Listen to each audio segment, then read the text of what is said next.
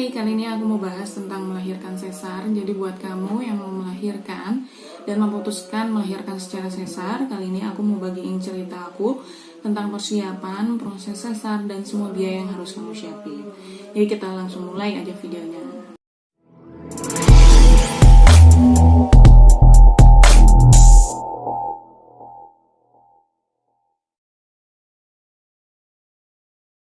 Jadi begitu kalian udah nentuin kapan kalian mau lahiran, H-1 itu biasanya kalian akan disuruh datang ke rumah sakit untuk pendaftaran dan persiapan untuk proses melahirkan kalian. Jadi begitu kalian udah dapat kamarnya, kalian disuruh ganti persiapan dan segala macamnya. Biasanya besoknya tuh kalian udah dapat jam kapan kalian harus melahirkan. Dan di situ kalian akan dites darah, tes hemoglobin yang siapa tahu nantinya diperlukan kalau kamu harus transfusi darah. Setelah itu kamu juga dan janin akan dites proses pematangan paru-paru, terus janinnya juga dites detak jantung. Biasanya tes pematangan paru-paru itu kalau kehamilan kalian belum mencapai 39 week untuk melahirkan sesar. Dan saat tiba hari H, kalian akan disuruh mandi sebelum operasi dimulai. Disuruh puasa juga beberapa jam. Aku nggak tahu sih tepatnya berapa jam, lupa. Dan mungkin berbeda-beda ya tiap dokter ngarahin kalian. Jadi kalian disuruh puasa. Begitu kalian puasa, kalian akan dibawa pakai kursi roda. Waktu itu aku pakai kursi roda, dibawa ke tempat ruangan operasinya. Dan di ruangan operasinya tuh kayak ada, kita disterilin dulu karena mungkin waktu itu aku ngelahirin tuh tahun 2020 dan itu masih COVID. Jadi mungkin masih udah ada sistem sterilin kayak gitu. Begitu kalian disterilin, kalian akan masuk ke dalam satu ruangan. Di ruangan itu tuh dingin dan kalian udah disuruh pakai baju operasi. Setelah itu, waktu itu aku disuruh nunggu sekitar setengah jaman untuk si para dokter dan para perawatnya menyiapkan segala peralatan yang dibutuhkan saat nanti kita operasi. Terus habis itu kita diantar ke ruang operasi. Di ruang operasi itu biasanya udah ada dokter anak, dokter anestesi, dokter kandungan kalian tentunya, dan mungkin ada beberapa koas seingat aku waktu itu. Cuman mungkin treatment setiap rumah sakit berbeda-beda, nggak selalu sama. Waktu itu sih aku dapat dokter yang fun banget, jadinya aku nggak ngerasa tegang sama sekali dan nggak ngerasa deg-degan. Aku ngadepinnya nyantai banget karena dokternya pun sambil bercanda-bercanda, sambil nyanyi. Pokoknya benar-benar nggak tegang, puji Tuhannya. Dan akhirnya nggak lama saat itu, pertama-pertama tuh kita akan disuntik, namanya suntik epidural. Jadi suntik epidural itu suntik baal mati rasa setengah badan. Waktu itu aku disuntik itu di bagian tulang belakang. Jadi suntikannya itu kalian nanti disuruh nunduk dengan posisi perut kalian yang udah gede. Kalian akan disuruh nunduk, melengkungin badan seperti itu, dan nantinya disuntik. Dan suntikannya itu ke membran tulang belakang kalian. Dan kalau ditanya itu dari segala semua proses melahirkan awal dan akhir, justru itu momen yang paling sakit menurut aku pada saat aku suntik tulang belakang itu, membran tulang belakang aku. Setelah suntik itu, kebetulan aku suntiknya 2 kali karena pada saat suntik itu sebenarnya kita nggak boleh gerak sama sekali. Aku dengar kalau misalnya kita gerak dan itu salah suntik, nantinya kita bisa berakibat sampai lumpuh amit-amitnya. Dan karena aku yang pertama gerak, jadinya aku yang diulang lagi untuk yang kedua kalinya. Setelah yang kedua kali, udah mulai kelayangan tuh kepala, udah mulai yang agak-agak teler mungkin ya. Dan si badan kayak setengah udah mati rasa gitu. Akhirnya dibaringin. Saat dibaringin gitu, aku dipasang kateter. Dan oh ya, sebelumnya kalau kamu mau melahirkan sesar, pastiin dulu kamu udah mencukur bulu pubis kalian, bulu kelamin kalian, karena itu mengurangi resiko infeksi pada saat operasi. Jadi nanti pun kalau kalian misalnya belum sempat atau memang lupa dan belum untuk mencukur itu, nantinya di sana akan dicukur kok, dibantuin kalau kalian mau, biasanya sama dokter koas atau sama perawat. Tapi kan waktu itu aku udah prepare dan udah duluan, aku waxing ke salah satu tempat waxing yang bisa untuk ibu hamil juga. Dan akhirnya setelah itu proses operasi dilakukan. Biasanya dokter akan menyayat sekitar 10-20 cm horizontal di bawah pinggang kamu. Nah nantinya si bayi pertama-tama kantung kemih kamu akan dibersihkan dulu supaya jangan ada cairan ketuban pun akan disedot pakai alatnya kayak gitu. Aku nggak hafal persis sih, cuman ini aku cerita seingat aku aja ya.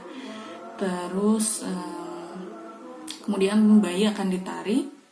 Proses penarikan itu sekitar 5-10 menit, dan saat proses penarikan itu kamu akan ngerasain yang agak-agak sakit ya, bukan agak sih ya, sakit gitu. Dalam proses penarikan itu kayak ditarik-tarik gitu perut kamu, dan akhirnya bayi keluar.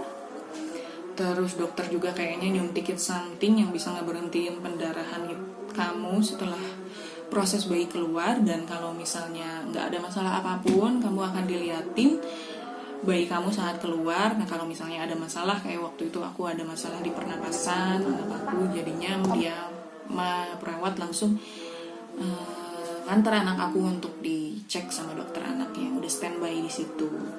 Nah setelah itu kamu akan dijahit sekitar 10 menitan. Jadi total keseluruhan kalian sesar itu 30-50 menit, tergantung masing-masing dokter kalian dan bagaimana prosesnya juga, karena kita kan nggak tahu, setiap orang pasti punya kendala saat melahirkan sesar, atau ada yang lancar, ada yang enggak, dan puji Tuhannya aku yang lancar.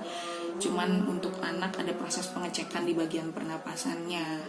Nah saat itu aku dijahit dan aku udah benar-benar nggak sadar, udah mungkin si efek samping anestesinya sendiri begitu kuat, jadinya aku udah rada-rada teler gitu, udah ngantuk banget. Akhirnya setelah itu bayinya dibawa ke ruangan bayi untuk pemeriksaan, dan aku dibalikin lagi ke kamar aku. Dan saat dibalikin lagi itu kita tetap tiduran karena kita udah mati rasa. Kaki juga kamu nggak akan bisa gerakin kaki kamu untuk beberapa waktu ke depan. Dan saat dipindahin pun kamu digotong kayak gitu ke kasur, benar-benar yang kayak mayat kaku digotong ke kasur gitu. Dan untuk gerakin kaki pun aku udah nggak bisa. Akhirnya setelah itu aku baru bisa gerakin kaki, yang cuman gerakin ujung kaki itu sekitar 2 jaman setelah proses operasi. Dan kalau kalian memutuskan operasi sesar, setelah operasi itu kalian jangan males-males ya untuk yang belajar duduk, belajar berdiri, walaupun itu pasti sakit banget dan susah banget. Cuman jangan dipaksain, kalian ikutin aja instruksi susternya, instruksi dokternya. Karena kalau misalnya kita males gerakin pun, proses penyembuhan kita akan semakin lama. Total aku di rumah sakit aku 3 hari 2 malam, dan aku udah boleh pulang. Karena pada saat waktu itu udah covid, aku nggak boleh dijenguk siapapun, dan yang nemenin aku cuman boleh suami 1 orang, dan di dalam pun aku nggak ditemenin karena memang nggak boleh protokol kesehatan selama covid seperti itu. Tapi nggak tahu sekarang gimana ya kalau kalian. Nah setelah itu aku belajar duduk, belajar berdiri setengah mati, belajar ke kamar mandi yang padahal deket banget itu. Susahnya banget itu. Dan jangan lupa yang harus kalian persiapin sekalian selain mental kalian, yaitu kalian harus bawa, jangan lupa breast pad. Jadinya nanti kalian itu karena kalian akan menyusui, ASI kalian biasanya rembes, dan rembesan gitu biasanya kalian bisa pakai breast pad. Terus kalian harus bawa pembalut maternity. Sebenarnya nggak usah pembalut maternity pun nggak apa-apa, kalian bisa bawa pembalut kayak biasa, pembalut untuk menstruasi, cuman yang panjang, karena darah yang keluar itu lumayan banyak, dan itu cukup lumayan lama juga, kayaknya aku semingguan ada deh darah yang keluar itu. Bawa pembalut, dan jangan lupa bawa korset melahirkan. Kalian jangan bawa korset kecantikan kayak yang aku bawa. Aku tuh salah bawa, aku bawa korset kecantikan karena aku nggak tahu korsetnya tuh seperti apa, jadi aku beli aja yang di online terus aku bawa. Ternyata salah, harusnya korset melahirkan. Nanti aku bakal tunjukin gambarnya di atas apa aja yang harus kalian bawa juga, nanti aku akan tampilin teks-teksnya. Dan aku juga mau nunjukin berapa biaya yang habis untuk melahirkan sesar di rumah sakit. Jadi buat kalian yang udah memutuskan lahiran sesar, kalian harus tahu berapa biaya yang harus kalian siapin. Ini aku udah bawa rinciannya, aku udah bawa nih, ini ini tuh rinciannya, kwitansi dan segala macamnya aku bakal bacain buat kalian singkat aja biar kalian tahu. Ini aku kelas 3 guys, BTW rumah sakitnya kelas 3 aku ambil. Kelas 3 itu di satu ruangan ada 3 orang, dan kebetulan waktu itu ruangan aku cuman aku yang ngisi, jadi hoki. Dan waktu itu karena covid kali ya guys, mungkin sepi, jadi kebanyakan orang kalau covid itu pilih klinik ataupun bidan. Jadi di sini ada biaya-biayanya banyak banget rinciannya. Jadi overall aku bacain aja. Untuk totalnya itu kurang lebih 14 jutaan. Dan 12.344 itu untuk kamar, rawat inap, dokter bedah, biaya obat-obatan, biaya perawatan, pembedahan, dan dari semua itu yang paling mahal itu biaya obat-obatan, lab dan tesnya dari 12.344.000. Dan kedua itu ada juga biaya, sebentar nih aku bacain, biaya rawat inap. Aku 3 hari masuknya itu 1,7 di sini ya kalau nggak salah. Biaya perawatan ini aku takutnya salah baca, ini kurang lebih ya guys ya. Jadi kalau misalnya kalian mau tahu tepatnya berapa, kalian bisa browsing Rumah Sakit Immanuel Kota Bandung.